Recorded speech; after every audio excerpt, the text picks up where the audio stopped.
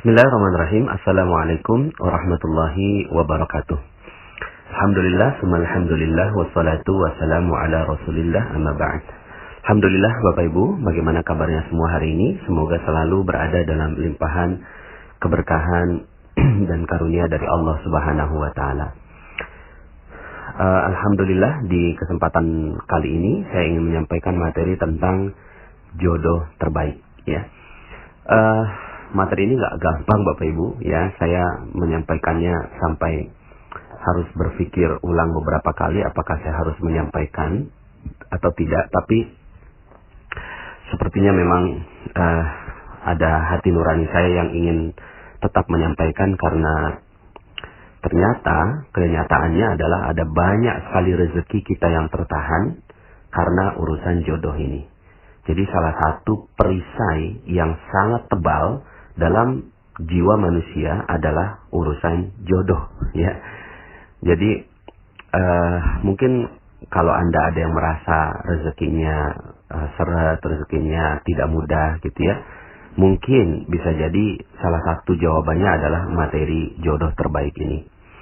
Sebelumnya saya ingin sampaikan bahwa ketika Anda menemukan materi atau mendengarkan materi ini, tolong untuk tidak melanjutkan kalau Anda belum mendengarkan materi-materi saya sebelumnya, ya. Jadi kalau Anda baru saja bergabung lalu kemudian Anda menemukan materi ini, jodoh terbaik, tolong sekali gitu ya, Anda stop dulu.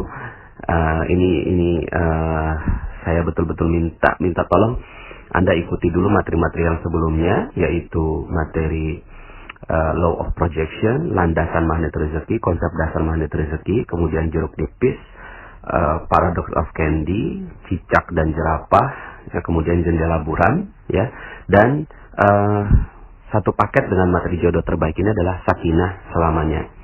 Jadi kalau Anda betul-betul baru melihat audio ini atau mendengarkan audio ini, tolong untuk di stop saja, kemudian Anda dengarkan audio-audio yang lain, begitu ya.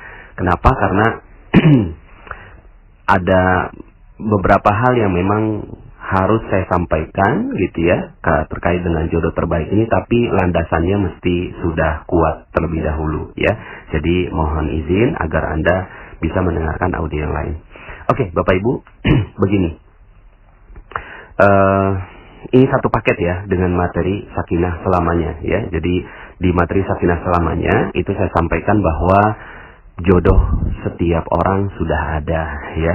Jodoh setiap orang itu sudah ada, dan jodohnya ditetapkan di mana? Yang terbaik sebenarnya adalah di akhirat, dan itu adalah jodoh yang sudah Allah tetapkan. Setiap Allah lahirkan seorang bayi, kemudian pasti dia sudah ada jodohnya, dan jodohnya itu kalau nggak di dunia, di akhirat, dan yang terbaik adalah di akhirat ya.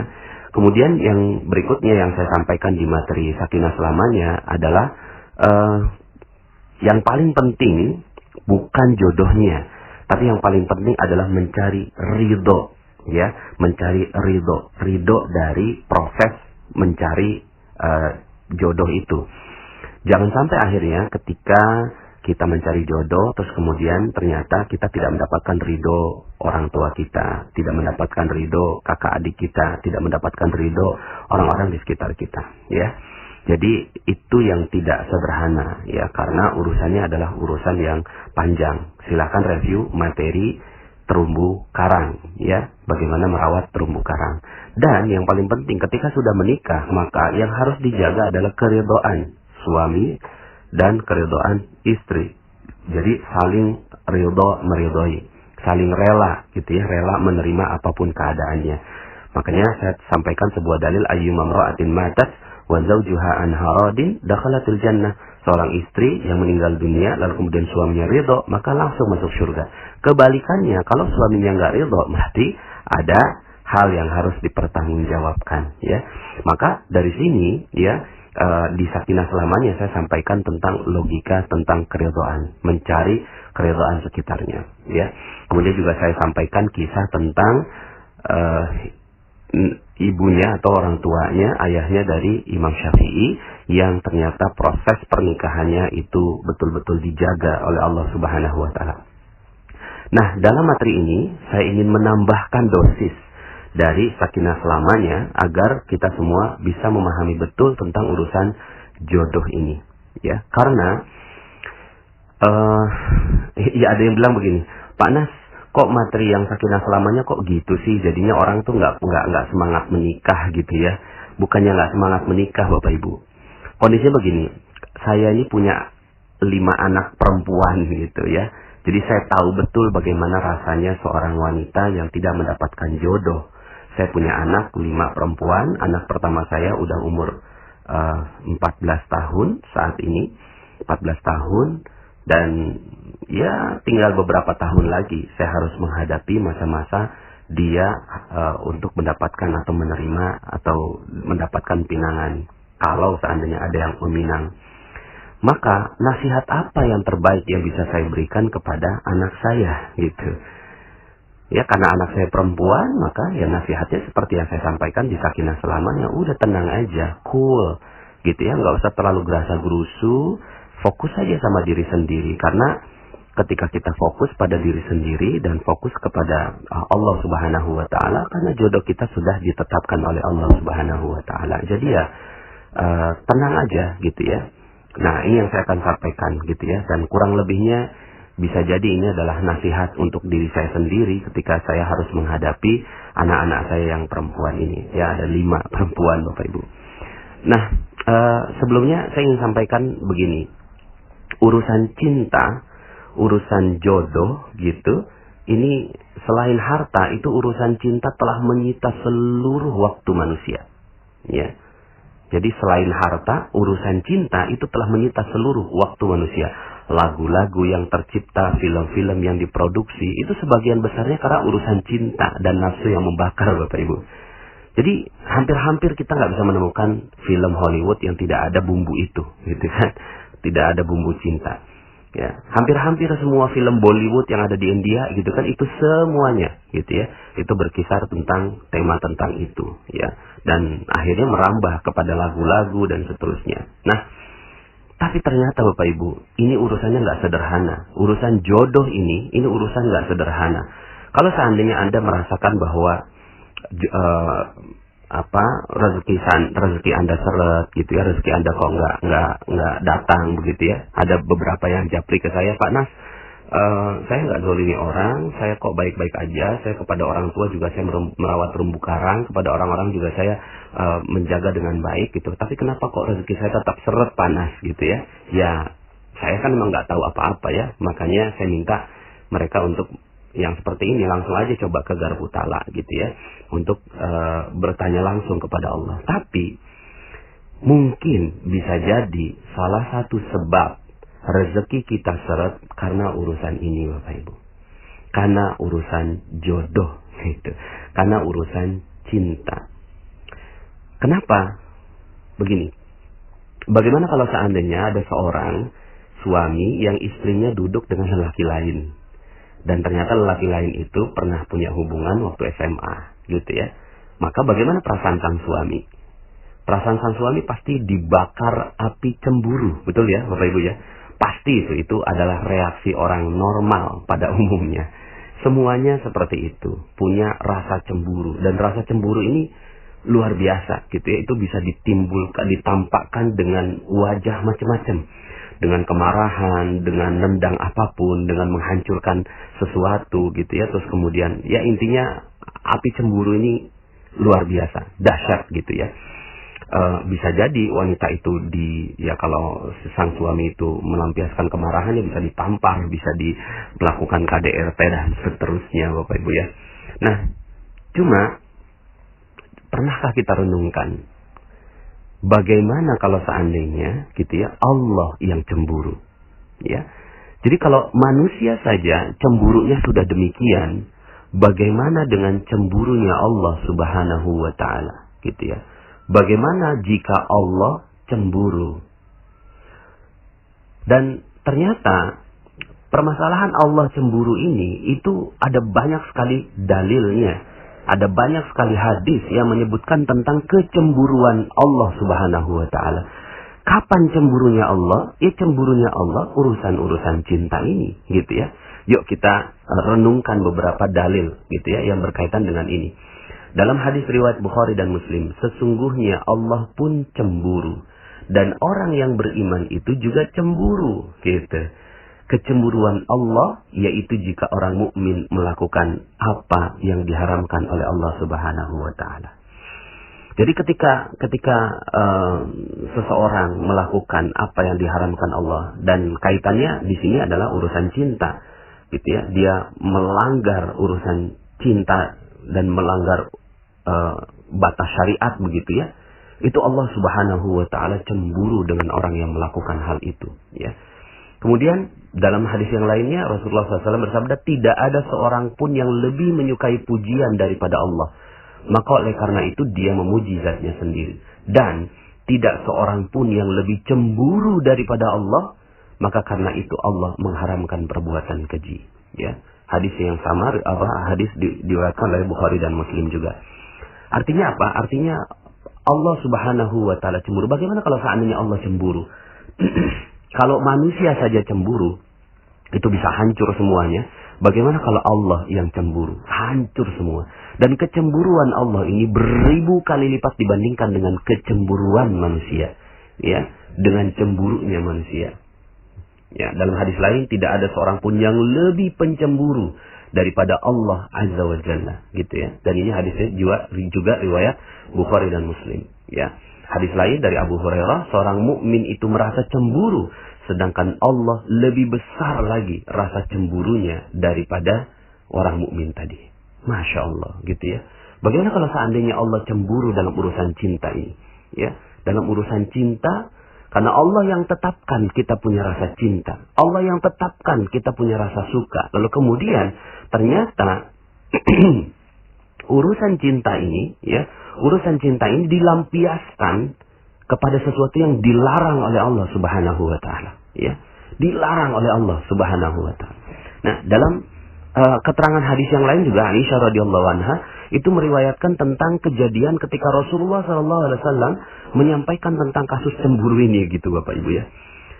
Jadi waktu itu ketika gerhana matahari di zaman sekarang ini berbeda sekali dengan gerhana matahari di zaman dahulu Bapak Ibu ya. Kalau gerhana matahari sekarang ini kita nggak ada yang takut keluar rumah ya. Kita udah tahu bahwa itu adalah fenomena alam gitu ya. Tapi di zaman Rasulullah SAW, gerhana matahari itu sangat-sangat menakutkan.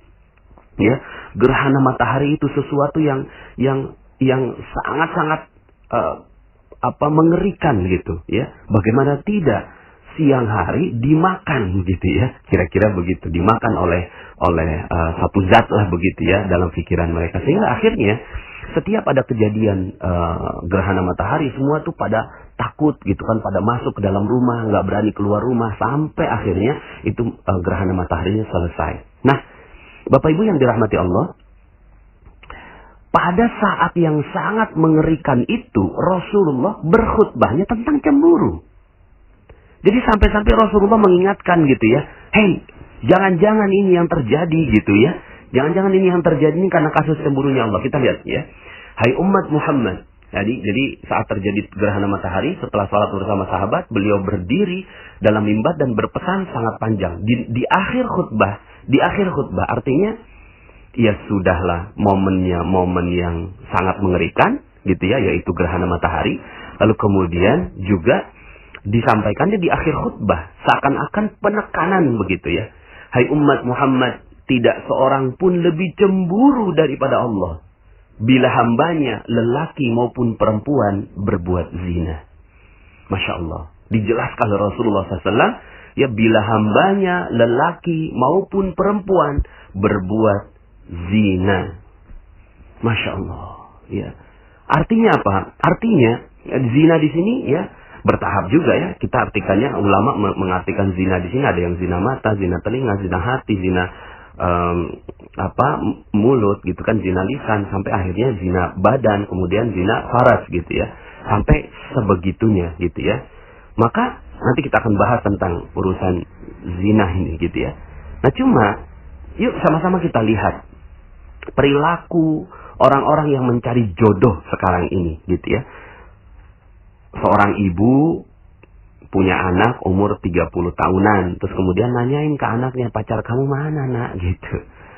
Kok gelisah banget gitu loh urusan pacar ini. Kok gelisah banget gitu loh. Sampai bertanya-tanya. Sampai malu kalau seandainya anaknya nggak punya pacar. Oh Allah, ini pacaran adalah sesuatu yang tidak diperbolehkan dalam Islam. Tapi kemudian menjadi biasa di hari ini. Gitu ya. Menjadi biasa di hari ini. Pacaran. Apa yang salah Pak Nas? Gitu ya. Ya gimana? Ini rasa cinta Allah yang sematkan. Dan Allah minta rasa cinta ini dijaga baik-baik. Tapi kemudian diumbar dengan begitu luar biasanya di zaman ini. Maka Allah Maha Pencemburu. Ya. Sampai-sampai Rasulullah ingatkan, tidak seorang pun lebih cemburu daripada Allah bila hambanya lelaki maupun perempuan berbuat zina. Masya Allah. Bisa jadi, ya. Bisa jadi. Yuk sama-sama kita, sama-sama introspeksi. Saya pun introspeksi pada diri saya sendiri. Jangan-jangan nih rezeki kita seret. Jangan-jangan rezeki kita tertahan. Jangan-jangan rezeki kita hilang, hancur. Proyek nggak datang-datang. Karena urusan zina ini. Karena urusan mencari jodoh tapi keluar dari batas syariat Allah Subhanahu wa Ta'ala. Gitu ya. Jadi, Masya Allah. Nggak sederhana nih urusan jodoh ini. Gitu ya. Urusan jodoh, urusan cinta. Nggak sederhana. Maka bagi sahabat semua yang masih belum punya calon gitu ya, sudahlah, ya tenang aja. Ya, yang sering terjadi adalah ya laki-laki akhirnya untuk mencari jodoh yang dia lakukan adalah dengan mencoba gitu ya. Mencoba, ini perempuan ini bagaimana, ini perempuan ini bagaimana, perempuan ini bagaimana. Kalaupun tidak terlalu jauh mencobanya, mencoba tangannya, mencoba bagaimana memeluknya dan seterusnya. Nauzubillah di dalam pacaran begitu ya. Allah Maha Pencemburu ketika seorang lelaki berdekatan dengan seorang wanita yang bukan mahramnya, lalu kemudian mereka mencoba-coba melanggar syariat cinta ini gitu ya, maka Allah Subhanahu wa Ta'ala bisa jadi menghancurkan. Kalau kita saja melihat ada seorang wanita ya, yang tadi saya sampaikan, seorang suami melihat istrinya berdekatan dengan laki lain, maka bisa hancur itu semua urusannya gitu ya. Maka bagaimana Allah? Ya. Bagaimana Allah Subhanahu wa Ta'ala ya? Karena menikah ini bukan gitu ya. Bukan untuk menyalurkan syahwat semata, tapi sebenarnya untuk menahan pandangan begitu ya. Maka dari ini ya, di proses pacaran dulu ya gitu ya. Proses pacaran ini yang katanya itu untuk berproses mencari jodoh gitu, malah berbalik menjadi kehancuran rezeki kita. Karena Allah Maha Cemburu terhadap orang yang pacaran, Bapak Ibu ya. Terus kemudian juga terhadap wanita, ya. Terhadap wanita yang dilakukan, ya, untuk mencari jodoh yang dilakukan adalah menjual dirinya. Mohon maaf sekali lagi. Tapi ini rasanya saya harus sampaikan gitu ya. Jadi kalau seandainya Anda bertanya, Pak Nas, kenapa kok rezeki saya seret ya? Kenapa kok saya udah berbuat baik segala macam? Yuk, tanyain. Anda bagaimana dalam urusan menjaga diri Anda? Bisa jadi ketika kita mengumbar penampilan kita di media sosial, kemudian kita berdandan di luar, ya, kemudian kita terlalu mengumbar seluruhnya lah begitu ya, di luar begitu. Maka Allah Subhanahu wa Ta'ala bisa jadi maha cemburu. Lalu kemudian karena kita ingin masuk surga, ya, dan kemudian Allah dahulukan saja dulu siksanya di dunia, maka bisa jadi rezeki Anda seret karena Anda tidak menutup aurat.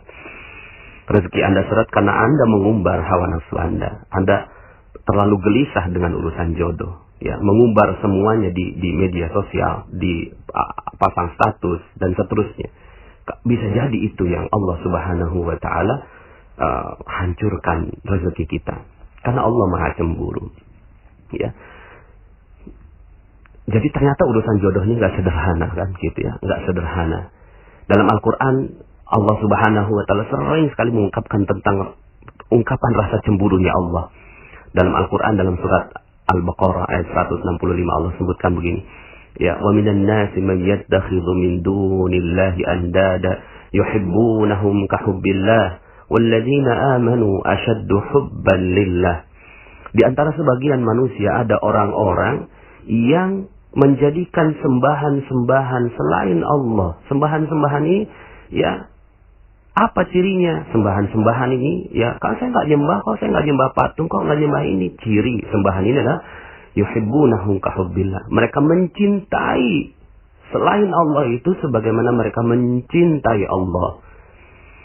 Coba lihat lagu-lagu kita sekarang, gitu kan? Lagu-lagu yang ada yang dinyanyikan oleh sebagian besar kita, ya. Tentang cinta semuanya urusannya, ya. Di mobil ingat kamu, makan ingat kamu, ya, minum ingat kamu, dan seterusnya. Padahal bagaimana kalau kita ya menyaksikan bahwa istri kita mengingat yang lain gitu.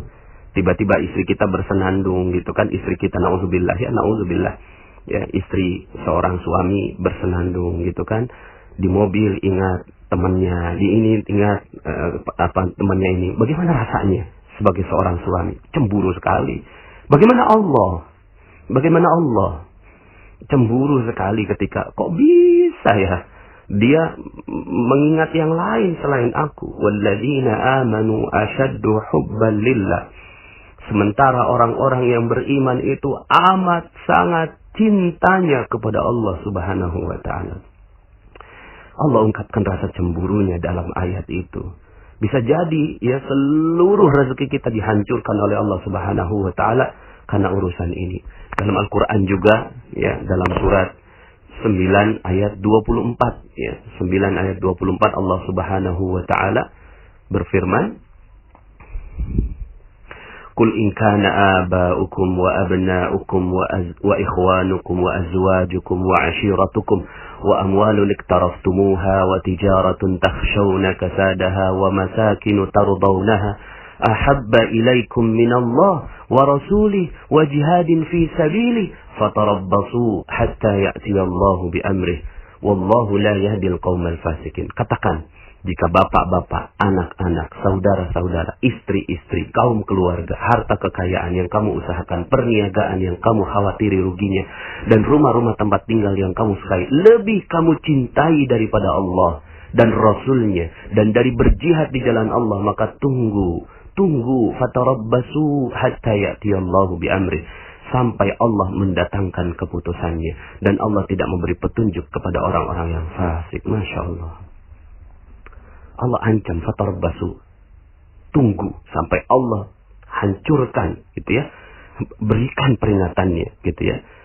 Fatarabbasu hatta ya'tiyallahu bi amri, sampai Allah mendatangkan keputusannya. Bisa jadi seluruh rezeki kita habis karena Allah cemburu. Masya Allah, Allah cemburu sama kita ya. Sementara ketika kita disebutkan asma atau nama dari calon kita, kekasih kita yang ada di dunia, maka bergetar hati kita. Tapi bagaimana dengan ketika disebut nama Allah?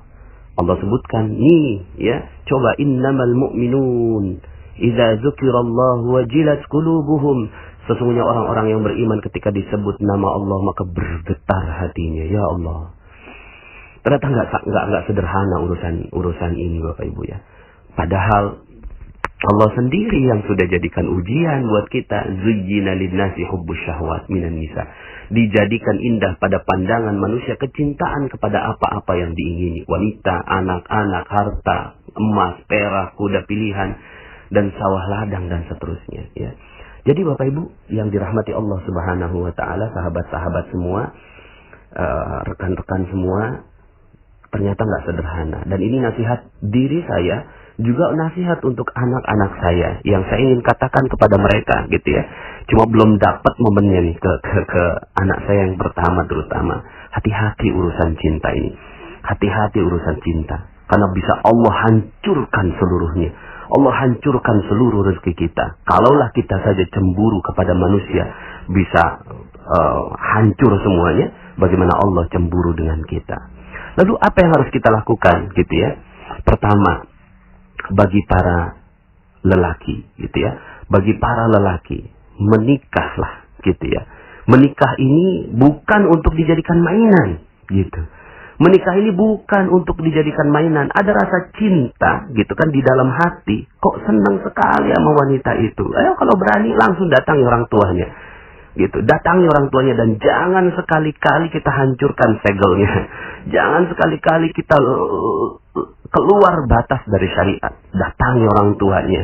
Lalu kemudian ya kalau Anda berani langsung menikah saja gitu ya. Ini yang perlu dilakukan gitu ya. Dan itu untuk apa? Untuk menahan pandangan agar kita tidak tidak melanggar syariat Allah Subhanahu wa taala gitu ya. Dan bukan untuk mengalihkan cinta dari cinta kepada Allah menjadi cinta kepada istri, tidak juga gitu ya. Tapi istri adalah partner kita untuk sama-sama mendapatkan cinta dari Allah Subhanahu wa taala. Jadi jika sudah tidak sanggup menahan syahwat, menikahlah gitu kan. Menikahlah sebagaimana anaknya Ustadz Arifin Ilham umur 17 tahun sudah menikah. Masya Allah. Dan ternyata ada banyak sekali bukti gitu ya, kenapa rezeki Allah diberikan kepada mereka yang nikahnya muda gitu. Jadi yang nikah muda ini Allah kasih rezeki. Kenapa kok Allah kasih rezeki ya? Karena Allah juga yang kasih sumpahnya gitu ya di dalam Al-Qur'an gitu ya. Dalam surat An-Nur ayat 32, wa ankihul ayama minkum was-salihina min ibadikum wa imaikum iyakunu fuqara yughnihimullahu min fadli wallahu wasi'un alim. Dan kawinkanlah orang-orang yang sendirian di antara kamu dan orang-orang yang layak berkawin dari hamba sahayamu dan yang lelaki dan hamba sahayamu yang perempuan. Jika mereka miskin, Allah akan memampukan mereka dengan karunia-Nya. Iyakunu fuqara yughnihimullah. Ya. Jadi sampai-sampai Allah menetapkan ya kalau saya meyakini Al-Qur'an ini sebagai kalamullah, sumpahnya Allah. Jadi ketika Allah katakan Allah akan kayakan, maka ini menjadi sumpahnya Allah. Maka nggak usah khawatir, jangan nunggu sampai terlalu banyak dosa yang kita lakukan. Kalau udah mulai ada syahwat, ada udah mulai punya kemampuan untuk itu, segera saja. Dan ternyata di sini urusan menikahkan ini bukan urusan si orang yang mau menikah, tapi urusan keluarganya yang bertanggung jawab agar tidak ada dosa di antara mereka. Begitu ya. Jadi kalau seandainya ada gitu ya keinginan untuk itu, minta tolong sama orang tua, minta tolong sama keluarga untuk segera dinikahkan. Dan keluarga itu tidak boleh sedikit pun menghalanginya gitu ya dengan menanyakan udah mau kasih makan apa anak orang. Bukan. Ya, ini urusan menjaga agar matanya tidak melihat yang diharamkan, agar farajnya terjaga, agar telinganya tidak mendengarkan yang syahwat dan seterusnya. Ini untuk laki-laki. Jadi, ya, untuk lelaki ya segera menikah kalau seandainya memang sudah ada keinginan dan kecenderungan ke sana. Kalau nggak sanggup, puasa gitu ya. Dan betul-betul dijaga agar jangan sampai Allah Subhanahu wa taala cemburu dengan segala rasa cinta yang dititipkan kepada Anda wahai lelaki ya. Kemudian pada yang wanita ini harus hati-hati betul gitu ya. Yang harus dilakukan, dan ini kita hidup di zaman di mana wanita sepertinya mudah saja mengumbar semuanya gitu ya. Karena budaya itu mudah sekali masuk ya. Anda silahkan dengarkan kembali audio saya lain ladang lain ilalang. Budaya mereka berbeda sekali gitu ya. Mereka mau pamer aurat sebuka-bukanya dan seterusnya, bisa kok dikasih kekayaan sama Allah karena Allah Maha baik gitu. Tapi nanti di akhirat gitu kan mereka akan dihancurkan sehancur-hancurnya oleh Allah Subhanahu wa taala. Maka kita nih wanita gitu ya, yuk sama-sama jaga gitu, jaga betul-betul auratnya, jaga betul-betul kehormatannya gitu ya. Lebih baik sudah berada di rumah gitu ya. Kalaupun seandainya keluar rumah tidak terlalu mengumbar gitu ya penampilannya dan seterusnya gitu ya. Jadi dijaga betul, jangan sampai Allah cemburu ketika kita sang wanita ini keluar rumah. Ya, jaga betul gitu ya. Dan bukan hanya keluar rumah tapi juga keluar status gitu ya. Dan ini yang sering terjadi di status-status Facebook dan seterusnya gitu ya. Kemudian kalau ya datang seorang lelaki yang ingin melamar, ini ada panduan dari Rasulullah SAW. Idza ja'akum man tardawna dinah wa khuluqa fankihuh illa taf'alu takun fitnatun fil ardi wa fasad. Kalau ada lelaki yang sudah engkau ridhoi, ya, dinah wa khuluqah, dinnya, agamanya, dan akhlaknya, gitu. Fankihu, langsung nikahin aja. Jangan mikir dua kali, ya. Kok saya nggak terlalu cinta sama dia, cinta urusan nomor 12. Yang penting sekarang ini jagain cintanya Allah, jagain. Kalau udah datang gitu ya, itu nggak boleh ditolak gitu ya, nggak boleh ditolak, ya. Jadi kalau seandainya ditolak, ya boleh-boleh saja ditolak, tapi ada alasannya karena apa? Dinah wa khuluqah. Ya, dinnya dan akhlaknya. Kalau nggak suka dengan, oh mohon maaf kok saya nggak suka dengan akhlaknya, ya itu alasannya. Hanya itu alasannya. Tidak boleh ada satupun alasannya karena hartanya. Kenapa? Allah Subhanahu wa Ta'ala Maha cemburu kepada mereka-mereka yang berbuat demikian. Makanya Allah tantang gitu ya.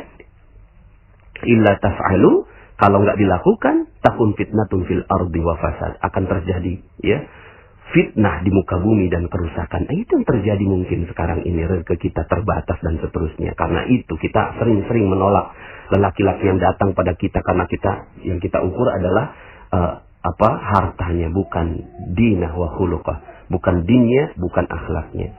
Nah, ketika sudah dapat gitu ya, sudah memiliki suami, jaga baik-baik gitu ya. Jaga baik-baik, arahkan kepada Allah. Jangan sampai akhirnya gitu ya, itu juga belum tentu jadi jodoh juga kok gitu ya. Jadi jodoh ini apa ya? Belum tentu. Makanya kalau kata Allah, inna min azwajikum wa auladikum aduwwan lakum fahdharuhum, maka kata Allah begitu. Sesungguhnya min azwajikum, dari istri-istri kalian dan anak-anak kalian, musuh bagi kalian. Tuh, Allah nggak sebut jodoh, Allah sebutnya musuh. Kenapa? Karena Allah bisa jadi cemburu. Setelah menikah, seorang lelaki jadi sibuk sama istrinya, kemudian ketika dipanggil azan, nggak datang ke masjid. Allah Maha cemburu terhadap yang demikian. Kok bisa? Gitu. Maka hati-hati ya. Wanita yang telah memiliki suaminya, jangan sampai ditahan itu suaminya untuk melakukan syariat-syariat Allah Subhanahu wa Ta'ala. Lepaskan mereka untuk bertemu dengan Allah Subhanahu wa Ta'ala ya. Jadi kalau itu yang dilakukan, bisa jadi Allah menjadi musuh sang wanita ini gitu ya. Jadi jangan sampai akhirnya itu yang terjadi. Ya sudah ya, hubungan ini suami istri ini adalah partner gitu ya, partner untuk saling menjaga. Seorang suami ya, seorang suami yang meminta kepada istrinya karena syahwatnya menggebu, langsung dipenuhi gitu ya. Seorang istri gitu ya, itu tidak boleh sedikit pun menahan suaminya untuk beribadah kepada Allah Subhanahu wa Ta'ala. Ketika suaminya berbuat maksiat, ketika suaminya berbuat zalim dan seterusnya, sudah fokus aja. Berarti mungkin belum jodohnya, tapi nggak usah cerai juga gitu ya. Kalau kecuali memang sang suami memutuskan talak dan seterusnya. Nah, kalau ini yang terjadi, ya sudah, yang dijaga cinta terhadap apa? Yang dijaga adalah cinta terhadap Allah Subhanahu wa Ta'ala, agar Allah tidak cemburu. Itu yang mesti dijaga dengan baik-baik gitu ya. Nah, kemudian ya, kalau benar-benar ya belum menikah ya, hati-hati. Satu, ya kalau Anda belum menikah, satu, fokus saja sama Allah Subhanahu wa Ta'ala.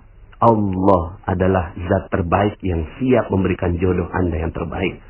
Gitu. Jadi ya sudah, fokus saja sama Allah, nggak usah cari-cari yang lain, nggak usah terlalu sibuk mikirin jodoh, apalagi wanita. Udah gitu, udah duduk aja, udah nanti juga akan datang sendiri itu jodohnya gitu. Allah yang akan tentukan jodoh buat Anda. Buat yang laki-laki ya, kalau belum menikah ya hati-hati ya, jangan sampai akhirnya tercebur dalam perbuatan-perbuatan yang dilarang oleh Allah Subhanahu wa Ta'ala. Kemudian hati-hati dengan zina ya, karena zina ini penghancur rezeki sehancur-hancurnya ya, sehancur-hancurnya zina ini gitu ya. Makanya hati-hati dengan zina ya, hati-hati betul dengan zina. Sampai-sampai hukuman orang yang berzina kalau belum menikah dicambuk, kalau sudah menikah dirajam sampai mati. Kenapa begitu? Seakan-akan sudah tidak punya hak apapun di dunia ini. Dia udah nggak punya rezeki di dunia. Kalau mau dapetin rezeki akhirat silakan, tapi bertaubat begitu. Masih bisa dapat rezeki akhirat, tapi rezeki dunia udah nggak punya. Saking Allah cemburu dalam urusan cinta ini. Ini kan membara, nafsu membara, lalu kemudian diperturutkan hawa nafsunya, gitu ya. Jadi hati-hati dengan urusan zina ini, karena Allah akan hancurkan semua rezekinya. Jadi kalau seandainya, Pak Nas, kenapa ya gitu kan, kok rezeki saya nggak ada gitu kan? Ternyata ketika diteliti pernah berzina. Ya pantas, ya. Kalaupun masih bisa hidup, itu atas kemurahan hatinya Allah Subhanahu wa taala, kemurahan hati dari Allah Subhanahu wa taala, sehingga akhirnya membuat ya ada seorang pezina itu bisa hidup gitu. Tapi apakah Allah Maha menerima taubat? Iya. Allah Maha menerima taubat. Yang penting sadar tentang ilmu ini. Ya Allah, pernah gitu kan saya berzina. Minta ampun sama Allah. Kalaupun nggak dirajam gitu ya. Karena memang nggak mungkin juga sekarang ini dirajam ya. Ngeri kita sekarang ini kalau sampai dirajam bisa masuk polisi gitu ya. Apa yang dilakukan seperti Rabi'ah al-Adawiyah. Rabi'ah al-Adawiyah gitu ya. Lalu kemudian ketika pernah melakukan kesalahan gitu ya atas urusan cinta ini, kemudian seterusnya sepanjang hidupnya yang dilakukan adalah beribadah kepada Allah Subhanahu wa taala. Karena dia ngerasa udah nggak punya hak rezeki di dunia, udah nggak punya hak rezeki di dunia, gitu. Akhirnya yang dilakukan ya sudah, gitu kan. Kalau seorang yang sudah berzina nggak punya hak rezeki lagi di dunia, apa yang dilakukan? Dia beribadah kepada Allah Subhanahu wa taala, ya. Insya Allah Allah Maha menerima taubat, Allah Maha mengampuni. Kalau Allah mau dikasih kok rezekinya pelan-pelan. Tapi nggak usah terlalu berharap karena udah seperti ini, ya. Tinggal apa yang dilakukan, ya sudah, dekati Allah saja. Udah itu yang harus dilakukan kepada mereka-mereka yang pernah berzina, gitu ya. Karena kalau itu yang dilakukan maka dihajar. Tapi kalau seandainya belum menikah ya hukumannya cambuk. Tapi ya nggak bisa juga dicambuk sekarang ya, karena kita nggak pakai hukum Islam sekarang ini. Tapi ya sudah. Gitu kan, yang kita ingin lakukan adalah bagaimana kita tidak menjadikan Allah cemburu terhadap diri kita, gitu ya. Ya. Nah, jadi hati-hati, jangan sampai pacaran, ya. Kalau belum menikah jangan sampai pacaran. Pacaran itu penghancur rezeki terbesar. Gitu. Karena dia wala taqrabuz zina, jangan dekati perzinahan. Allah yang udah minta begitu, karena Allah yang kasih rezeki, maka Allah katakan, gitu ya. Hati-hati, yang kayak gini-gini bisa rezekinya hancur. Jadi kalau seandainya, Pak Nas, kenapa ya rezeki saya hancur? Kenapa kok rezeki saya seret? Pernah pacaran? Pernah. Ya bisa jadi. Karena itu. Terus gimana dong kalau udah pernah? Ya kalau pernah, minta ampun. Kalau belum terjadi, ajarin nilai ini terhadap anak-anak kita, kepada keluarga kita. Ya, siapa sih yang nggak pernah berbuat dosa? Ya, yang ngomong ini juga punya banyak dosanya. Yuk sama-sama kita sama-sama. Karena urusan jodoh ini, ya, ini urusan yang menghancurkan rezeki sehancur-hancurnya. Jadi ya sudah gitu ya, nggak usah ada pacaran, nggak usah gitu ya. Karena pacaran adalah penghancur rezeki terbesar. Karena saya pernah pacaran, saya juga mungkin pernah berzina, tapi kok rezekinya baik-baik saja. Hati-hati, hati-hati. Kalau yang kayak gitu, itu bisa jadi istidraj.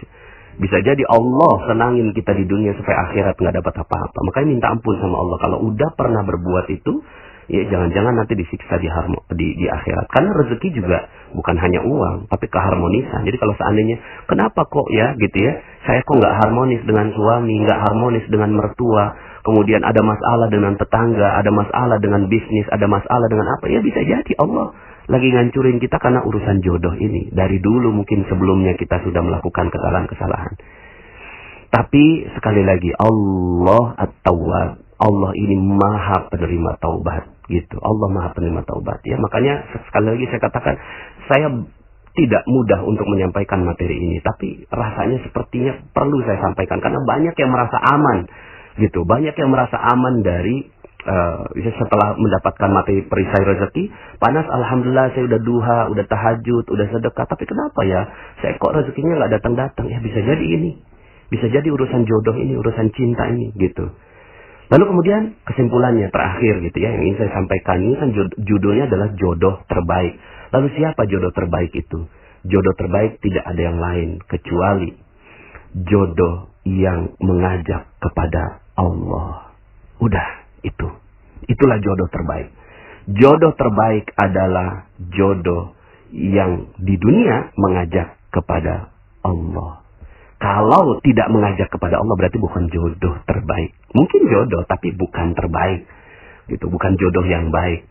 Gimana Pak Nas kalau seandainya saya udah dapetin suami yang sepertinya bagaimana gitu ya, KDRT, zalim, nggak pernah sholat dan seterusnya. Ya, sepanjang dia tidak menceraikan kita, ya sudah, kita aja yang bertaubat, minta ampun kepada Allah Subhanahu wa taala, terus bertaubat kepada Allah gitu ya. Dan bersabar saja dengan keadaannya. Karena sudah pernah ada akad nikah.